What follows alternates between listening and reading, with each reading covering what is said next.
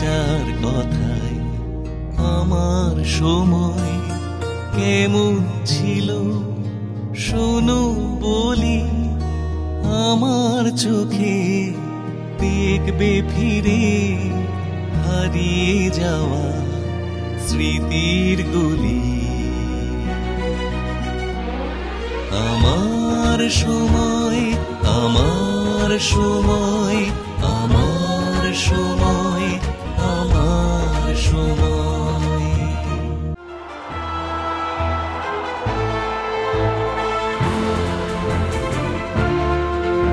সুনিতাকে দেখে তো আমি মুগ্ধ।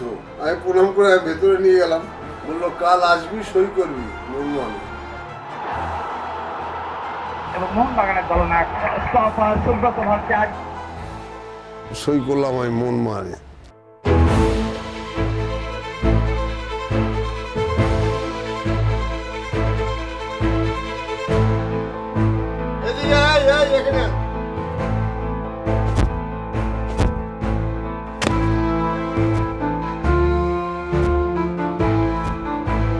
তারপরে মনমোহনকে আর কেউ ধরা ছোঁয়া বাইরে আসতে পারবে না কেউ।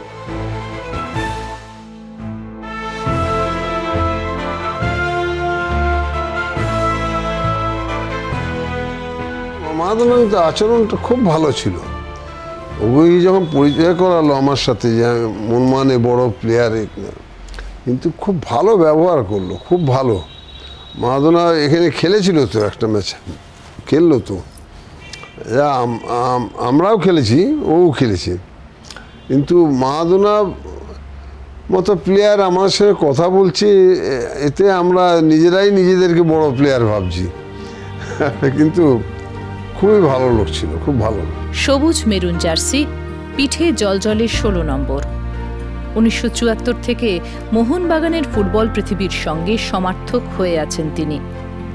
কেবল শিরোপার প্রাচুর্যেই নয়, বর্ণময় খেলোয়াড়ি জীবনে জড়িয়ে থেকেছেন মোহনবাগানের অগণিত সমর্থক, রয়েড স্ট্রিটের মেজবাড়ি, অভিভাবক সম মোহাম্মদ হাবিব। আমি শ্যামনগরে থাকি, আর সে নৈহাটির ইস্টবেঙ্গল সাপোর্টার। আমি মনমোহনে হেরে গেলে পরে আমাকে ছাড়তো না। আমরা সেখানে চুপচাপ থাকতাম, কখনো কখনো নুকিয়ে নুকিয়ে উঠতাম, যাই দেখতে না পায়, এমন কামরায় উঠতাম যেখানে কোনো লোক থাকতো না, এরকম। এর কিছু আছে যে অনেক সময় হতাশ হতে হয়। ভাবছিলাম যে মনমোহন ইস্টবেঙ্গলে আমি ইস্টবেঙ্গল খেলিনি কোনোদিন। আমি মনমোহনে খেলার সময় যখন মনমোহন হেরে যাচ্ছে, আমরা তো 75 সালে অনেক হেরেছি ম্যাচ, তখন ওই ফিরতাম ট্রেনে।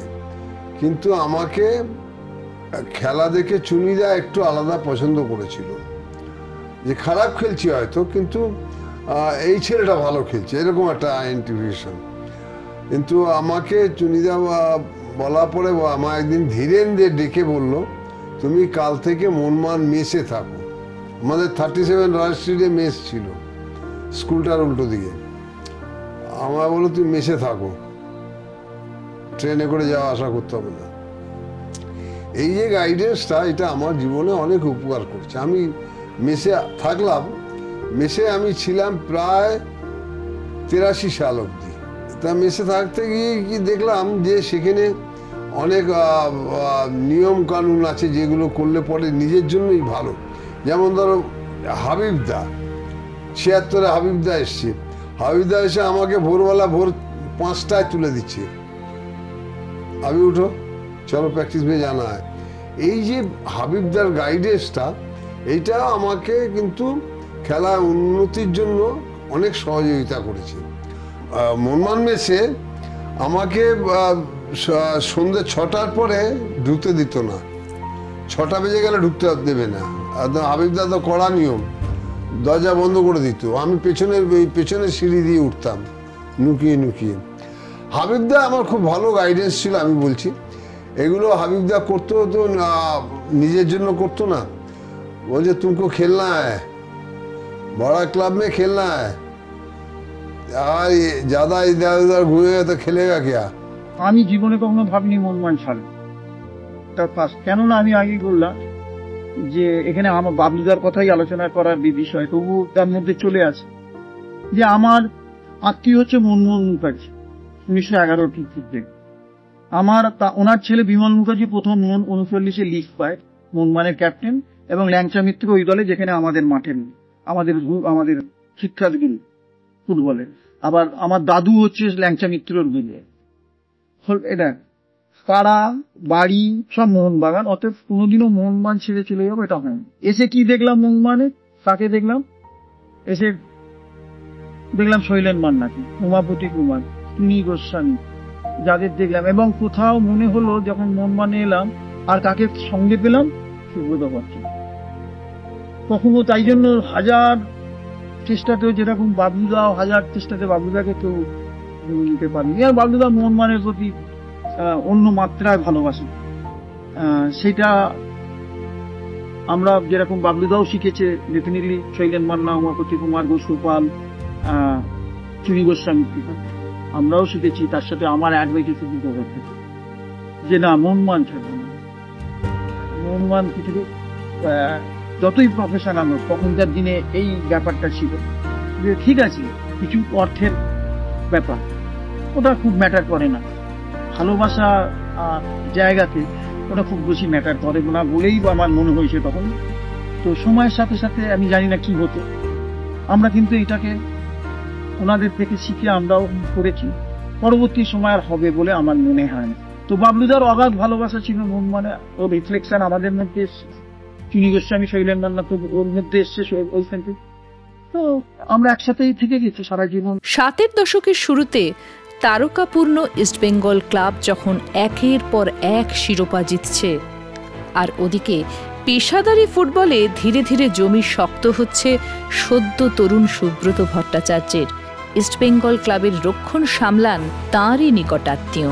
কলকাতা ময়দান সেই খেলোয়াড়টিকে এক ডাকে চিনত তিনেদা নামে।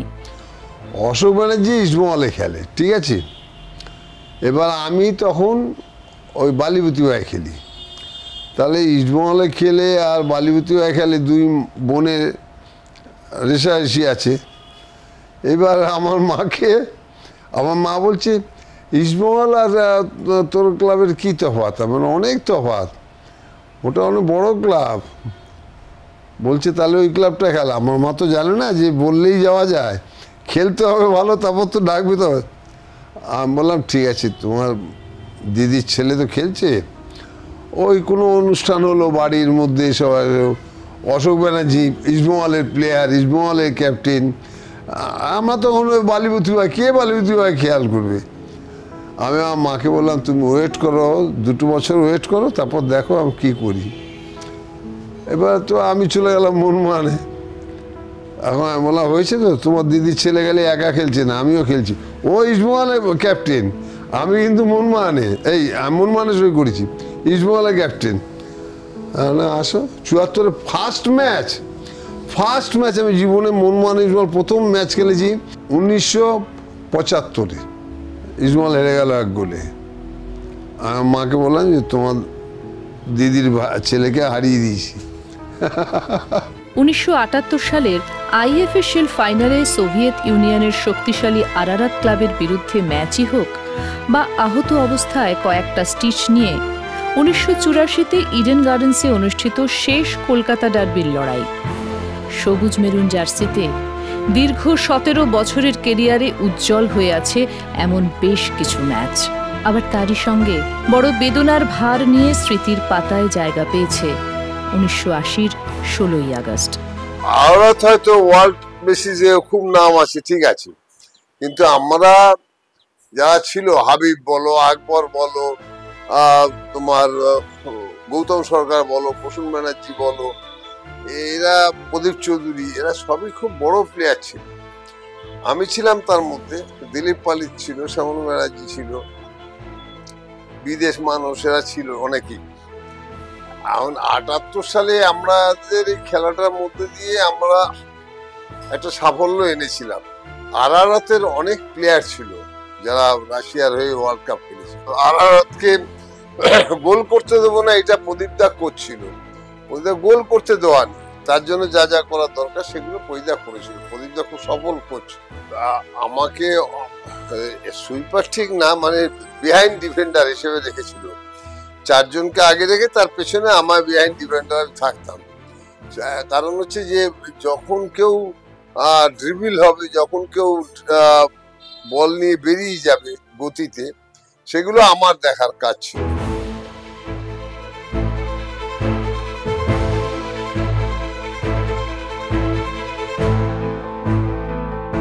আমার 18টা স্টিচ নিয়ে আমি খেলেছি। আমরা ওগুলো ভাবতাম না, আমায় ওগুলো হাবিবদা ভাবতে দিত না, হাবিবদার সাথে থাকতাম আমি। হাবিবদা আমার মাথা ফাটাতে 18টা স্টিচ নিয়েও আমার খেলার কোনো কথা জায়গাই ছিল না, মানে ডাক্তারও না করেছিল। কিন্তু আমি যখন লাস্ট একটা হেড করি, বলটা পুরো স্টিচের উপরেই পড়েছে, কিন্তু ওটা না পড়লে গোল হয়ে যেত। কিন্তু আমি সেসব আমাদের ভাবনা ছিল না। আমাদের ভাবনা ছিল মোহনবাগানের সাফল্য। সেই সাফল্য করতে গিয়ে বলটা হেড করলাম বটে, করার পরে আবার ছিঁড়ে গেল স্টিচ গুলো, প্রচুর রক্ত পড়েছে, কিন্তু ওই রক্ত পড়া নিয়েই খেলেছি আমি।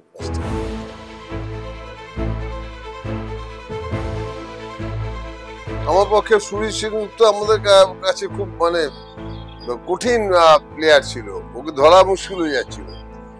সুরজিৎ দা ছিল, ওরকের ছিল একটা প্লেয়ার, ও ছিল, ইন্দার সিং ছিল। এরা সবাই মিলে এদেরকে ধরা আমাদের পক্ষে খুব কঠিন হতো। আমরা খুব খেয়াল করে থাকতাম, কিন্তু আমরা কখনো কখনো পরাস্ত হয়েছি ওদের কাছে। ইস্টবেঙ্গলেরও তাই, সুরজিৎ সেনগুপ্ত ছিল, সুভাষ ভৌমিক ছিল, এরা দুজনকে ধরা মহা মুশকিল ছিল আমাদের কাছে। এবং আমি বলি যে তখন ওই একটা বছর হাবিবদা আকবর খেলেছিল মোহনায়, সেই হাবিবদা আকবরকে আটকানো আমার পক্ষে কঠিন হতো। এগুলো থাকে, এগুলো মানসিক একটা চিন্তা থাকে, সেটা যদি ঠিক মতো বজায় রাখতে পারি তাহলে হয়তো সেখানে কিছুটা সাফল্য পাই। এই মজিদ বাস্কার জামশেদ এসছে 80-81 সালে। ওরা এসছে যখন, তখন প্রথমে আমরা মজিদ বাস্কার খুব বড় প্লেয়ার, জামশেদও খুব ভালো প্লেয়ার, খুব ভালো প্লেয়ার, জামশেদকে ধরা মুশকিল। কিন্তু সেখানে আমি আর প্রদীপ চৌধুরী দুজনে মিলে প্ল্যানিং করে আমরা ওদেরকে আটকাবার চেষ্টা করেছি। বাবলুদা প্রথম যেটা আমার মনে হচ্ছে সেন্স, ফুটবল সেন্স মারা। আগে থেকে বুঝতে পারে বল কোথায় আসবে, বল কোথায় যেতে পারে, বল কিভাবে ধরবে। Number 1 leadership quality, game sense, football sense, leadership quality অসাধারণ। কোনো অবস্থাতে মাঠের মধ্যে যদি বা মাঠের বাইরে, অন দ্য ফিল্ড, যে কোনো ব্যাপারে বাবলুদার ক্যারেক্টার, বাবলুদার ক্যারেক্টার ভারতবর্ষের ফুটবলে একটা বিরাট ক্যারেক্টার, যেগুলো হারিয়ে যাবে আর আসবেন। হেড আমার দেখা সেরা হেড, অত ভালো হেড আমি conception marvellous conception, long pass, ball ধরে খেলা, ডিস্ট্রিবিউশন, খেলতে খেলতে ওঠা এবং গোল করার ক্ষমতা, ডিফেন্ডার হয়েও এত ছিল, যেটা বাবলুদার ফুটবল কোয়ালিটির মধ্যে ছিল।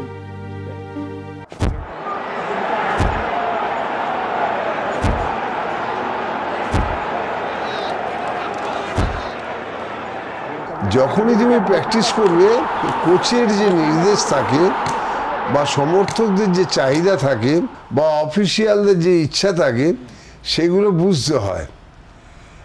আমরা সেই বুঝে আমাদের প্র্যাকটিস যেরকম করাতো, যে প্রদীপদা ছিল, অরুণদা ছিল, অমলদা ছিল, এরা প্র্যাকটিস যেটা করাতো সেটা এর মধ্যে দিয়েই থাকতো, আর আমরা সেটাকে ঠিকমতো গ্রহণ করেছিলাম।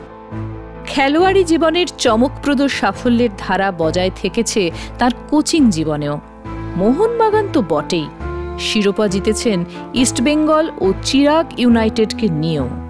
পাশাপাশি কোচ হিসেবে কাজ করেছেন সাদার্ন সমিতি ও ভবানীপুরের মতো স্বল্পখ্যাত ক্লাবের সঙ্গেও। অ্যাকচুয়ালি 87 সালে ও প্লেয়ার কাম করছে, মানে তখন আমরা একটু খারাপ সময় যাচ্ছিল তা ও নিজে প্র্যাকটিস করিয়ে টিমটাকে এমন একটা ভালো জায়গায় নিয়ে গেছিল, নিজেও খেলেছে এবং সবচেয়ে বড় জিনিস ও খুব মোটিভেট করতে পারত, জীবিত করতে পারতো প্লেয়ারদের। এটা ওর মধ্যে ছিল, মানে লিডারশিপ এটা বরাবরই ছিল, সেটা মাঠেও বলো বাইরেও বলো। কিন্তু হয়তো মুখে বলে দিত সবাইকে, কিন্তু ভেতরটা অনেক পরিষ্কার ছিল। কখনো কেউ বলতে পারবে না যে আমি আজ অব্দি যে আমার নিজের জন্য কোনো কথা বলেছি। আমি যা কিছু বলেছি সবসময় সতীর্থদের জন্য। হয়তো সেই সতীর্থরাই আমার বিরুদ্ধে অনেক কথা বলে বা বলছে বা বলেছে, কিন্তু যা কিছু করেছি সবই কিন্তু সতীর্থদের জন্য। আমি কখনোই আমার জন্য কোনোদিন বলিনি এবং সেগুলো খুব ন্যায়সঙ্গত। যখন যাকে প্রতিবাদ করছি তখন সে ভাবছে এটা ঠিক করছে, কিন্তু পরবর্তীকালে যখন তার অন্যায়ের বিরুদ্ধে আমি প্রতিবাদ করছি তখন কিন্তু সে ভাবছে যে এটা সঙ্গীত হচ্ছে অন্যায় করছে।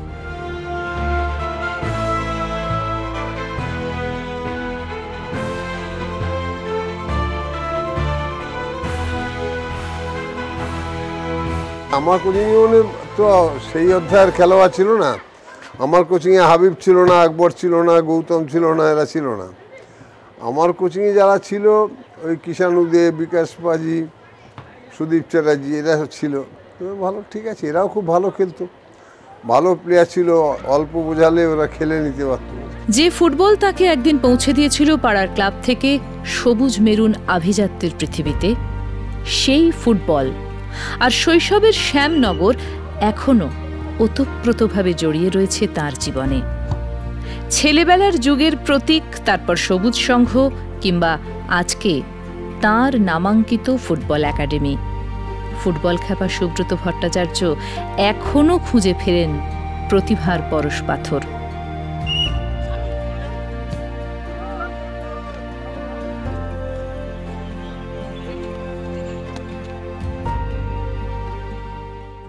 আমাদের এই একাডেমিটা 10 বছর ধরে এটা চলছে। প্রথমে এখানে আমাদের এলাকার কিছু মানে আমার সব দাদা একটা সুব্রত ভট্টাচার্য ফ্যান ক্লাব খুললো। এবার ফ্যান ক্লাব খুলে একটা ক্লাব মতন করলো। তখন দেখি সব সন্ধ্যার পর গিয়ে ওখানে ক্লাবে বসে সব করছে, বাবলু কাকা রোববার আসছে, বসছে, এটুকুই শেষ। তারপরে আমি বাবলু কাকাকে বললাম যে শুধু ফ্যান ক্লাবের কোনো অ্যাক্টিভিটি নেই, তাহলে একটা একাডেমি করি। বলে পারলে কর। 10 বছর আগের কথা। তখন আমি বাইক নিয়ে এদিক ওদিক থেকে 20টা মতন ছেলে জোগাড় করলাম। রোববার দেখে প্র্যাকটিস ডাকলাম, বাবলু কাকাও মাঠে আসলো, খুব খুশি হলো।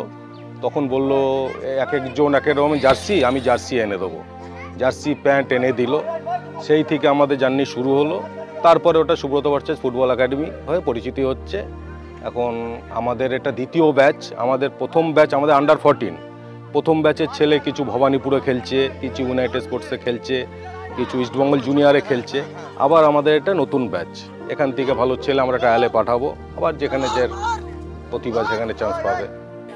আমার সমস্ত উদ্যোগটা সুব্রত ভট্টাচার্যকে কেন্দ্র করে, ওনার এই উদ্যোগটাকে কেন্দ্র করেই আমরা যে যেভাবে পারি, আমাদের কিন্তু কোনো কন্ট্রিবিউশন পাই না আমরা এখান থেকে পরিষ্কার, কিন্তু আমাদের দুজনেরই একটা ইচ্ছা যে এর মধ্যে ইনভলভ থাকবে।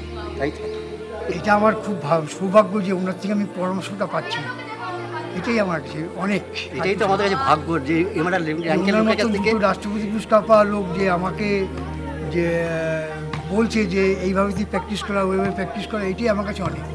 সাংস্কৃতিক জগতের সঙ্গেও এক ঘনিষ্ঠ যোগাযোগ গড়ে উঠেছিল তার। সঙ্গীত শিল্পী থেকে সাহিত্যিক কিংবা চলচ্চিত্র ব্যক্তিত্ব, কত না কিংবদন্তির সান্নিধ্যে এসেছেন তিনি। নয় নয় কাছে আসলে আমায় নাই বা ভালোবাসলে, তাই বলে আমি কেন কাছে আসবো না, আমি কেন আমি ধরে আসবো না। মান্নাদা আমার খুব ভালোবাসতো, মানে আমার কথাতে বোম্বেতে কোনোদিন বলে আবার তখন চুরিরাও খেলতো। মান্নাদা বলছে কোনোদিন আসিনি, তোর জন্য আসলাম, ওর্কের সাথে ফাইনাল রোবার্সে। আমরা জিতেছিলাম 1 গোলে।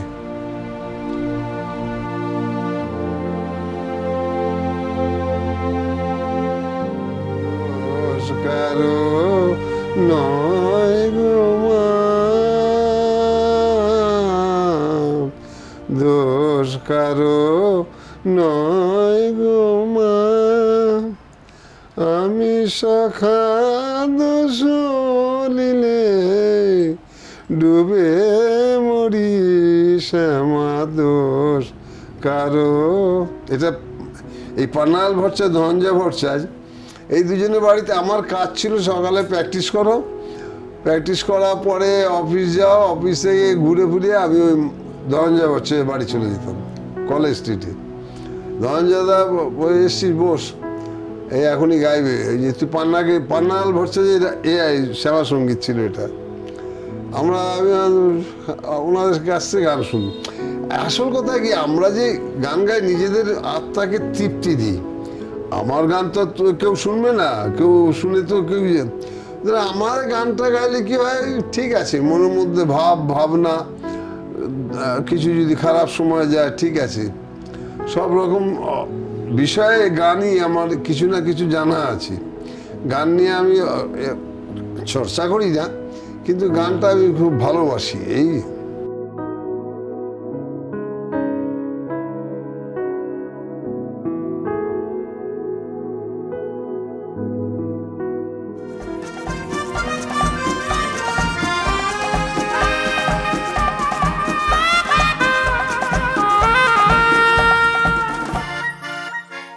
এমনি রাজখানা আমরা একটু সাপোর্টার ছিলাম। আমার কাছে হঠাৎ রাজখানা ছিল, ওইখানে আমার নিয়ে গিয়ে মিঠুন পরিচয় করালো। মিঠুন তো দেখে আমাকে দেখেই চিনতে পেরেছি, ওই যে ফির মিল গেছে আমলো, মানে ঠিক আছে। লতাদিকে আমি বলেছিলাম, আমি গেছিলাম তো তোমার রাহুল দেব বর্মনের পঞ্চমদার ইয়েতে গান গাইছি। তারপর পঞ্চমদা পরিচয় করালো আমার সাথে। আমি বললাম যে দিদি আপনি একটু আমাদের খেলা দেখতে আসুন। বললো, পঞ্চমদা বললো ঠিক আছে, ও যদি রাজি হয় আমি নিয়ে যাব। রাজি হল, উনি এলেন মাঠে এসছেন, এসে আমাদের সাথে ছবি টবি তুললেন। আমরা জিতলাম, ওরকে হারালাম। আশা ভোসলেও এসেছিল, লতা মঙ্গেশকরও এসেছিল, রাহুল দেব বর্মন এসেছিল, সবাই তখনকার দিনে আর্টিস্ট ইদিন কিশোরদা এসেছিল। ভীষণ দিন ছিল, খুব ভালো। আমার বোম্বেতে খেলতে খুব ভালো লাগতো, কারণ আর্টিস্ট সবার সাথে, যেমন তখন খুব উঠছে মিঠুন চক্রবর্তী। মিঠুন আমার খুবই বন্ধু, মানে আমার এত ভালো বন্ধু কখনো ছিল না। অশোক কুমারকে আমি বললাম যে আপনারা তো খেলাধুলো ভালোবাসেন, কিন্তু দেখতে যান না। এসছিল, মাঠে এসছিল। ম্যাচটা কী হলো, আমরা ড্রতে টাই ব্রেকারে জিতলাম। এটা আমরা যে ম্যাচটা আমরা জিতছিলাম, ফালতু গোল খেলাম আপনার জন্য। বলছে কেন, আমি কি করেছি? না, এটা এমনি বললাম। যাই হোক, এরা সবাই বোম্বের যারা মানে বাঙালি যারা নাম করেছে সবাই, মানে ইভিন আমি উত্তমদার কাছে যেতাম, উত্তমদা কি ভালোবাসতো আমাকে, বাপরে বাপ, খুব ভালোবাসতো আমাকে।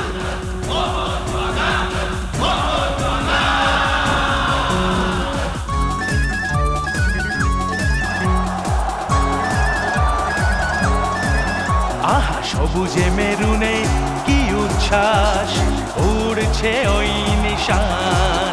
আহা সবুজে মেরুনে কি উচ্ছ্বাস, উড়ছে ওই নিশান। মাঠে ময়দানে উজ্জ্বল নাম মোহনবাগান।